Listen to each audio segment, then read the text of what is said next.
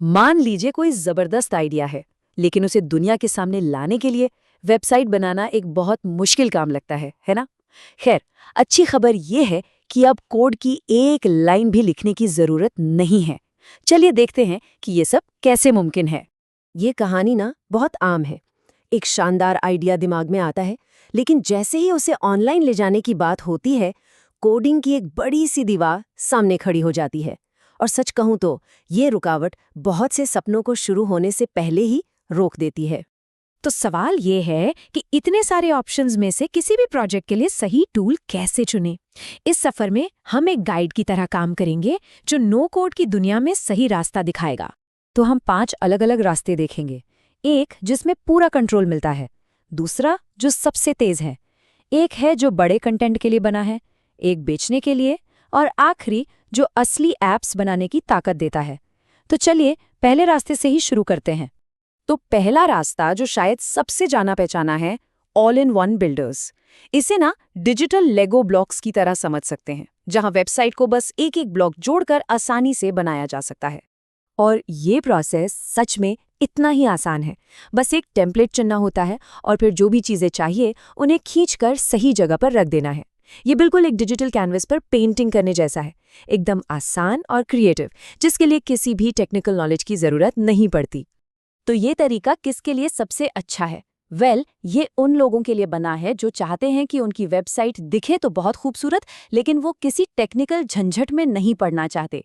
जैसे कोई फोटोग्राफर है जिसे अपना पोर्टफोलियो दिखाना है, या कोई लोकल कैफे है जिसे अपना मेन्यू और लोकेशन बतानी है। इस दुनिया के 2 सबसे बड़े खिलाड़ी हैं, विक्स और स्क्वायरस्पेस। विक्स को एक बहुत बड़े टूल बॉक्स की तरह समझ सकते हैं, जिसमें हर काम के लिए एक टूल मौजूद है। वहीं स्क्वायरस्पेस एक आर्ट गैलरी जैसा है, जो पहले से ही खूबसूरत और शानदार डिजाइन्स देता है। अच्छा, अगर ड्रैग एंड ड्रॉप आसान लगा, तो अब एक ऐसे तरीके की बात करते हैं जो लगभग जादू जैसा लगता है। हम बात कर रहे हैं AI पावर्ड बिल्डर्स की, जो मिनटों में वेबसाइट बना सकते हैं। जरा सोचिए, बस AI को अपने बिजनेस के बारे में बताना है, कुछ सवालों के जवाब देने हैं, और पलक झपकते ही सामने एक पूरी वेबसाइट का पहला ड्राफ्ट तैयार हो जाता है, तस्वीरों और टेक्स्ट के साथ। ये वाकई में कमाल है। अक्सर ऐसा होता है ना कि खाली पन्ने को देखकर समझ नहीं आता कि शुरुआत कहाँ से करें। AI इसी ब्लैंक कैनवस सिंड्रोम को खत्म कर देता है। ये एक तैयार ढांचा दे देता है जिससे शुरुआत करना आसान हो जाता है, जीरो से नहीं। तो यहाँ एक सीधा सा चुनाव है। ड्रैग एंड ड्रॉप एक कलाकार की तरह पिक्सल दर पिक्सल कंट्रोल देता है, वहीं AI एक रॉकेट की तरह रफ्तार देता है। ये कंट्रोल और स्पीड के बीच का एक क्लासिक ट्रेड ऑफ है। मतलब क्या ज़्यादा ज़रूरी है, पूरा कंट्रोल या फिर ज़बरदस्त स्पीड? लेकिन क्या हो अगर वेबसाइट सिर्फ कुछ पेजों की ना हो, बल्कि उसमें सैकड़ों या हज़ारों ब्लॉग पोस्ट या आर्टिकल हों? इसके लिए एक ज़्यादा पावरफुल और ऑर्गेनाइज्ड तरीके की ज़रूरत पड़ेगी, और वो है नो कोड CMS। CMS का सबसे बड़ा जादू है कंटेंट और डिज़ाइन को अलग करना।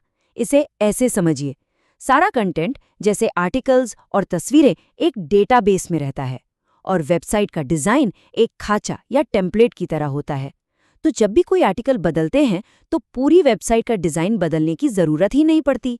इससे काम अविश्वसनीय रूप से एफिशिएंट हो जाता है।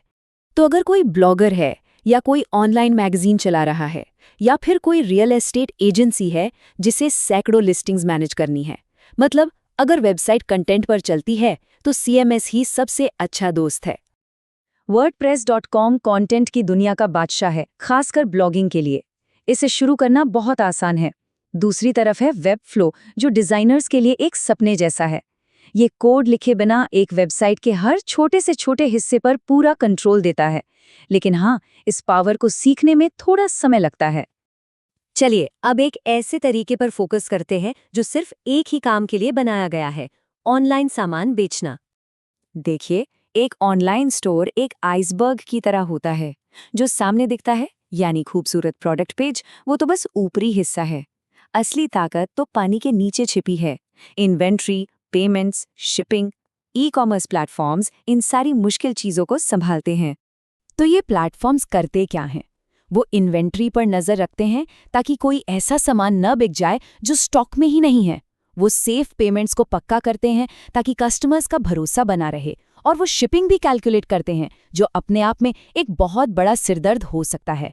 शॉर्ट में कहें तो ये किसी भी ऑनलाइन बिजनेस की रीढ़ की हड्डी हैं।